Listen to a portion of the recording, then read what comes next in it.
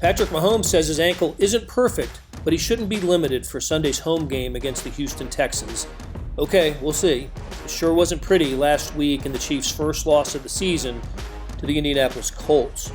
You'll hear Mahomes speak to his injury, facing fellow 2017 first-round draft pick Deshaun Watson, and many other topics on SportsBeat KC, the Kansas City Star's daily sports podcast, sponsored by Big O Tires. I'm your host, Blair Kirchhoff, and today is Wednesday, October 9th. Also, you'll hear from Travis Kelce. He met with reporters today and discussed his push or shove or whatever you want to call it of offensive coordinator Eric Bieniemy on the sideline during the Colts game. And the hug, don't forget the hug. Star columnist Vahe Gregorian joins me on that topic. Finally, you'll hear from Bill Self. It was Men's Basketball Media Day today at KU, and Self spoke to the Jayhawks' ability to play through the outside noise that his program will confront this season. Let's start with Patrick Mahomes meeting with the media. Can you kind of quantify where you are with the ankle and how close, not even to 100%, but just to where you really feel like you need to be? Right now? Yeah, I actually feel pretty good today. I feel like after the game, it was sore after the game, but it's feeling pretty good today. So I'm glad to be able to go out there and practice on it and get it moving around and stuff like that. But it's definitely, I feel like I'll be fine playing and moving around and still doing what I need to do to win. When you say pretty good, is it as good as it's been maybe since before the original injury, or? It's not perfect, I guess you say that, but it's good enough that I feel like I can still run, cut off of it, and do all that type of stuff. You've had games where teams have slowed this offense down for maybe a half or so. Does it feel like this game, though, was the longest the team was able to get to you? Yeah, obviously when you only put up 13 points, that's not a good enough effort to win in this league. So for us, they had a good game plan. They got stops when they needed to get stops. I feel like we moved the ball a little bit, and but we couldn't get it into the red zone and get those scores.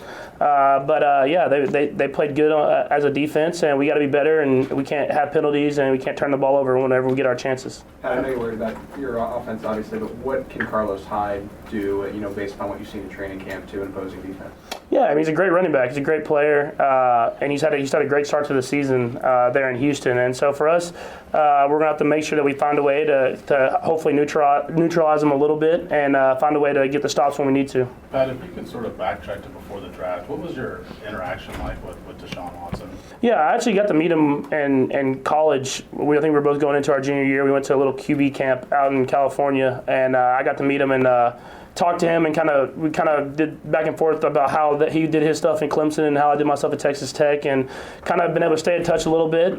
He's a great player. He's been a great player for a long time, had success at every level he's played at, and it'll be a great challenge for us as a team to get to go up against a team of that caliber. Were you at all sort of interacting with him beforehand, like you could go here, I could go here? Not necessarily that. We took a lot of the visits. We all went to a lot of the same places with the teams that were looking at quarterbacks then. So whenever we kind of got on those same visits, or we got to see each other at different places, we would talk about what we went through as far as the different visits and stuff like that. But not necessarily picking about where we were going to go, because you never know when you're in that process. Patrick, Travis was just in here talking about having a whole different mentality this week, and he was talking about being more aggressive. Can you kind of elaborate on that? He was just talking about you guys may see more man-to-man and just the attitude and mentality of facing that. Yeah, you're going to have to be prepared. You're going to have to be prepared as a team about teams coming up playing man and pressing it up and trying to be physical with you. So you got to have a counter to that. And obviously we're going to prepare for that because of the last two teams that we've played, but we also have to prepare for the zone coverages and stuff like that. And so I think just having that mentality of knowing that you could get that physical type game, and you have to find a way to get yourself open and be on time with the football is stuff that we're going to work on all week. Travis said that you guys weren't maybe anticipating as much man as you got last week, and that the adjustment kind of had to happen in game. Does that happen more often now than maybe it did before? People are trying different things that maybe you didn't expect? Yeah, definitely people are trying different stuff than they have been all season long, as far as different zone coverages, different ways to play different coverages and stuff like that, and different disguises. But I think last game, with them playing as much man as they did, and then they hadn't really shown that, definitely was different. But you always have to be prepared. You always have to be prepared for that, and so we'll be prepared for everything that we can get hopefully this week. When adjustments like that happens, it happen between drives. Is that kind of like what you talk about on the sidelines? It's kind of hard to do it during the course of the game, isn't it? Yeah, I mean, it definitely it happens on the sideline. I feel like you can make adjustments on the sideline. I mean, when you go to the sideline, you get to look on those tablets and see what they're doing. You can kind of explain to guys what you want, and you just have to find ways to make those adjustments, run the plays that you have, and have success with them. Kelce looked like he was a little frustrated at times the other night. He had the thing with Bieniemy on the sideline. He was yelling at the referees a couple times. Did you feel a need to maybe redirect him a little bit at all Sunday night during the game? No, not necessarily. I mean, he's a guy that he's played this game for a long time. He understands how to have success. He's had success for a very long time. I mean, obviously, I'm going to try to pump him up and have him ready to go on every single play because he can get open on every single play. And so, I mean, he knows how to handle this game. He knows how to have success. So I'm going to let him go through what he goes through in order to do that. How critical is it to be aware of just where J.J. Watt is? I mean, I know Merciless is another force, but just Watt in general, 13 quarterback hits on the season, just being aware of where he's at. Yeah, I mean, you definitely have to. I mean, he's a guy who's had success in this league for a long time, and he knows how to get to the quarterback. If as far as power, speed, or whatever it is, he can really do it all. And he's a very intelligent player as well. And I have a couple guys on that D line like that. And so we have to make sure that we have a good game plan going in, and knowing I need to be on time with my throws and take what's there, and not necessarily hold on to the ball extra long and put our team in a bad position. It seemed like you were holding on a little bit longer last game. Has that been a point of direction for you this week as you prepare for the Texans? Yeah, I mean, for sure. Whenever you play defensive line of this caliber with the Texans, you have to make sure that you get the ball out of your hands, get it into your playmakers' hands, and that's stuff that I've tried to work on all season. Didn't do as good a job with that this last week, and so I'm going to try to make sure I keep getting better at that as the season goes. What do you like about the in-game adjustment part when you see something early in the game that's maybe new as far as coverage? Yeah, I mean, it's a challenge. I mean, you always love the challenge of getting to play in this league every single week. And so when you get a different coverage, a different look, you get to go to your teammates, figure out the best way to beat it, and then try to have success doing that. And I feel like we've done a good job of that for the whole time I've been playing, and we didn't do a good enough job this last week. So we're going to try to get back on track with that. It seems like every week we see clips of calls that people are amazed that get called for roughing the passer. And you've been on both ends of it. Some, maybe calls that you wanted a couple of calls and didn't get the flag, and maybe other times you did. Do you have a real firm grasp about what is roughing the passer today, and a feel for when there's going to be a flag and not? Yeah, I mean, in a sense, I feel like I do. I mean, they come and talk to us, the NFL referees do, and they explain to us what is and what isn't.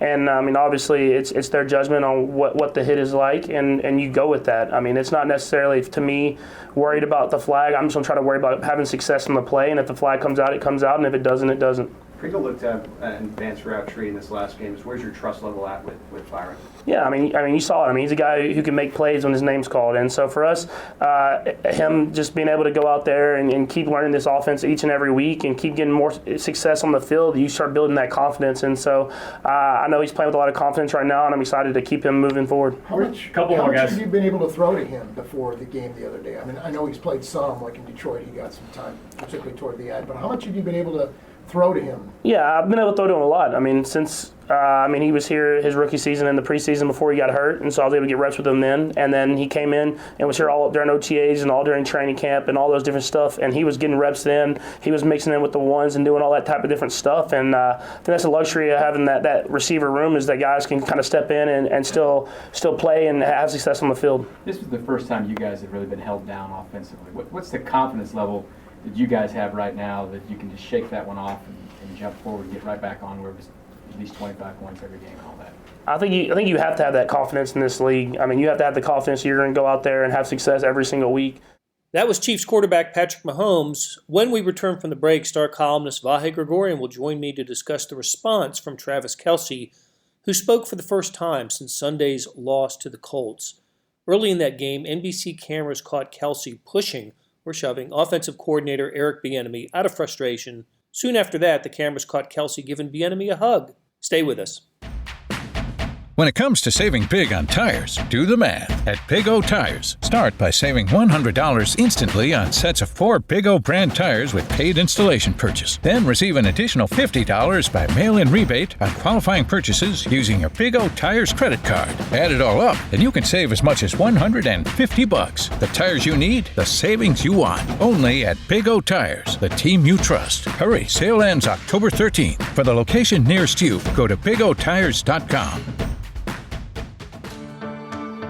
Hey, it's Blair. Hey, we have a special subscription offer for SportsBeat KC listeners, unlimited digital access to the Kansas City Star's award-winning sports coverage.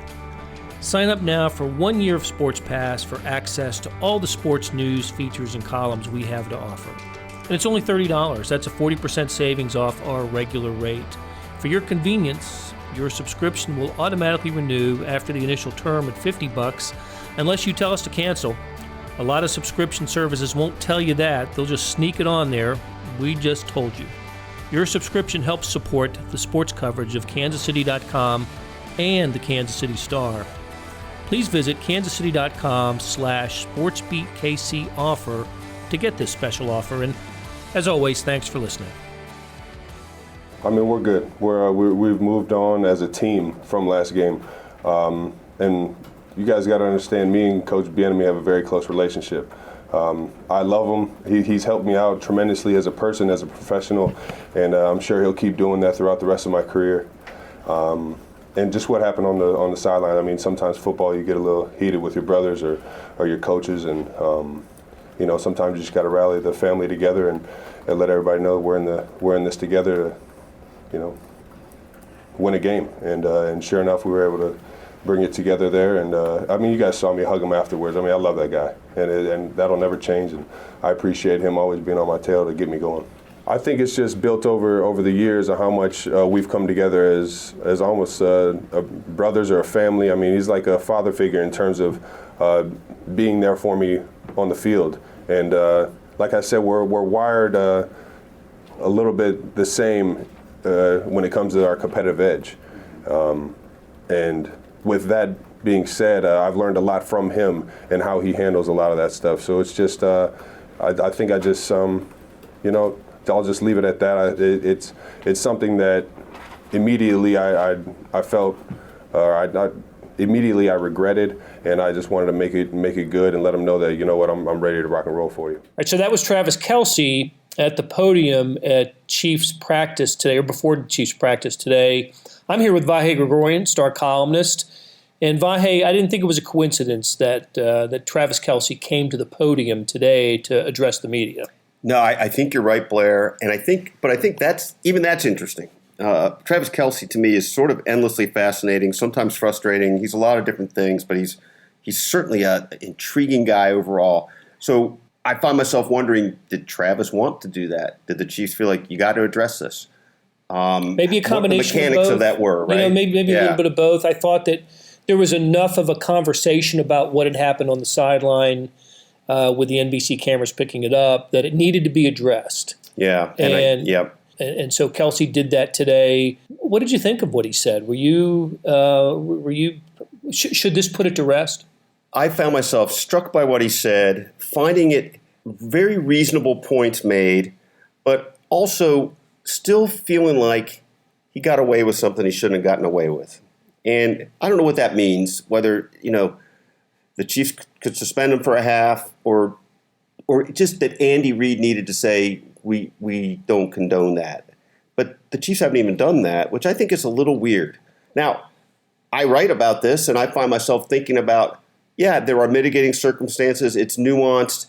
The hug was a big difference maker to me. Without that hug, I think you're left thinking about it differently.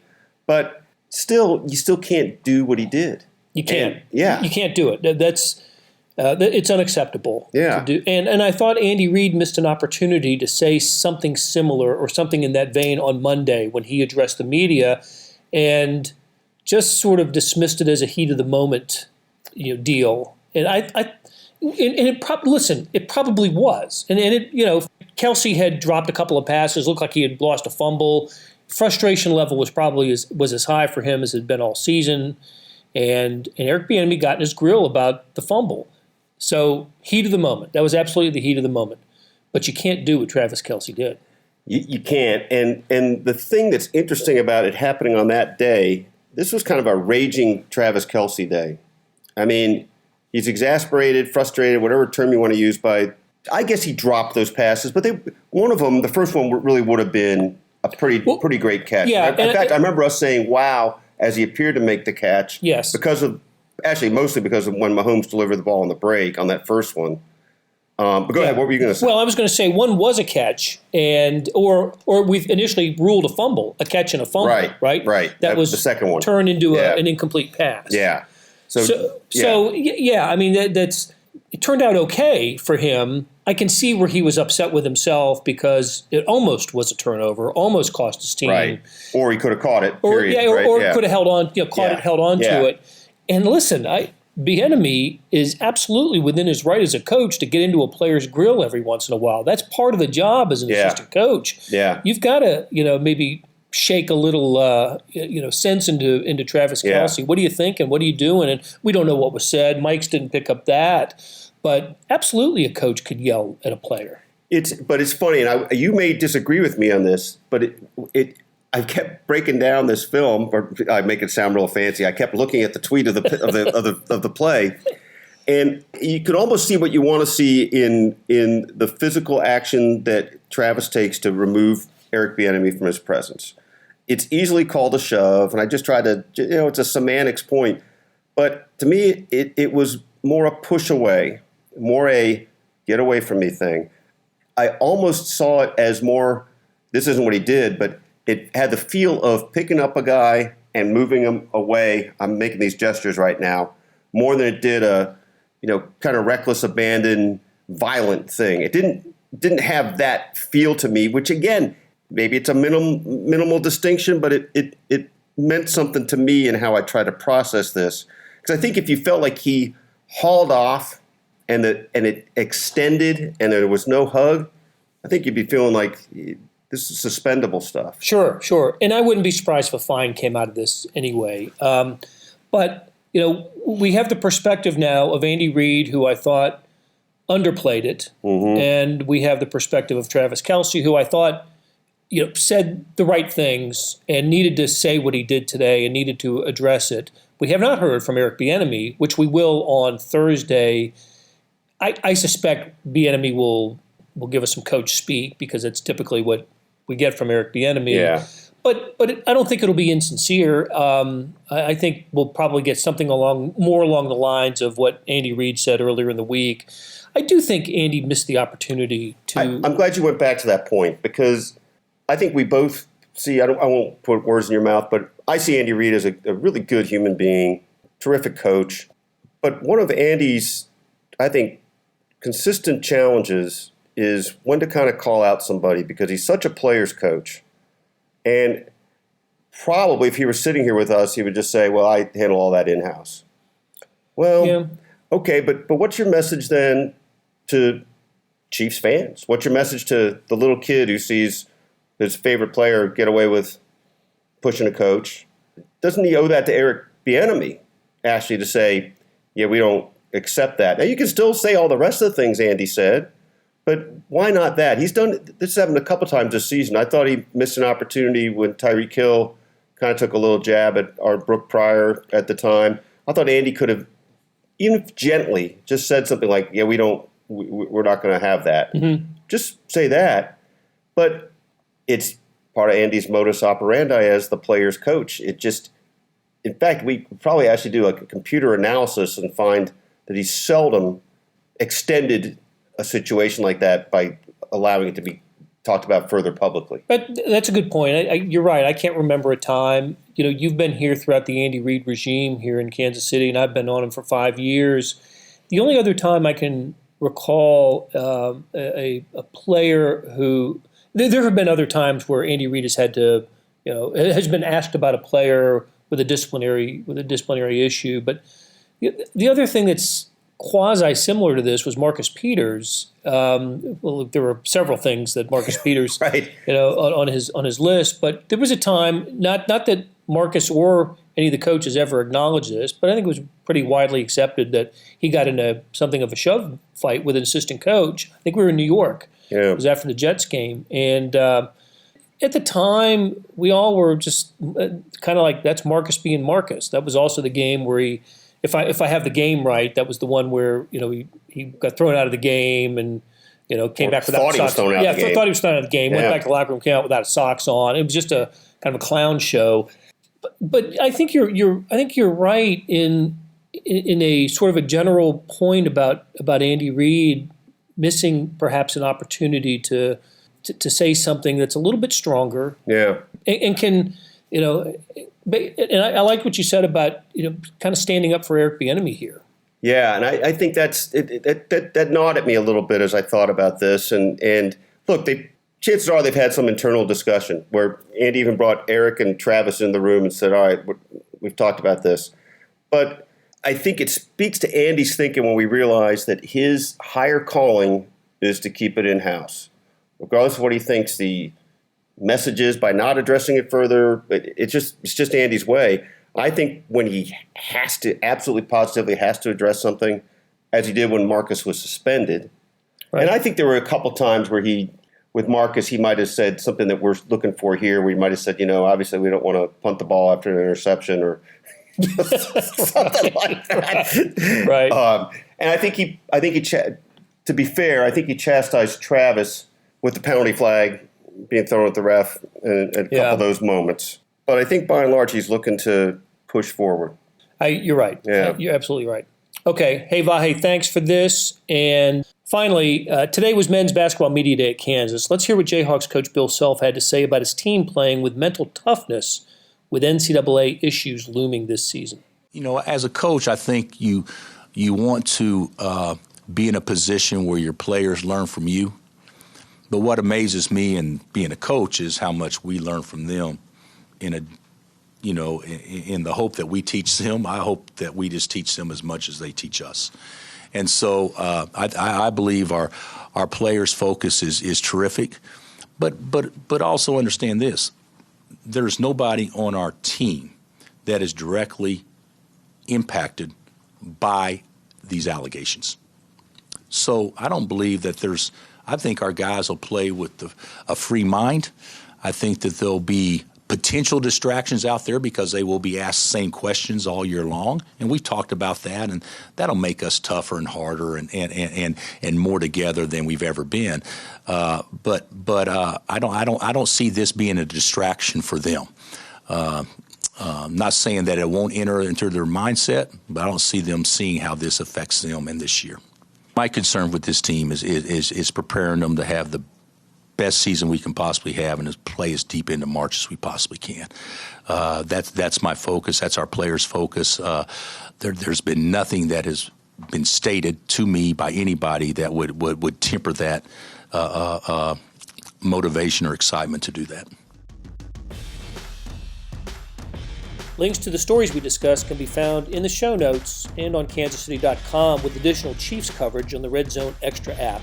Producer Kathy Liu put together today's show from a different time zone. Safe travels, Kathy. Tomorrow's SportsBeat KC will originate as a Facebook Live. Please tune in at facebook.com/RedZoneExtra. Our scheduled 9:30 a.m. show from Big O Tires at 13521 Madison in Kansas City should begin around 9:45 because it takes us that long to get our act together. Hey, thanks for listening and tune in again on Thursday.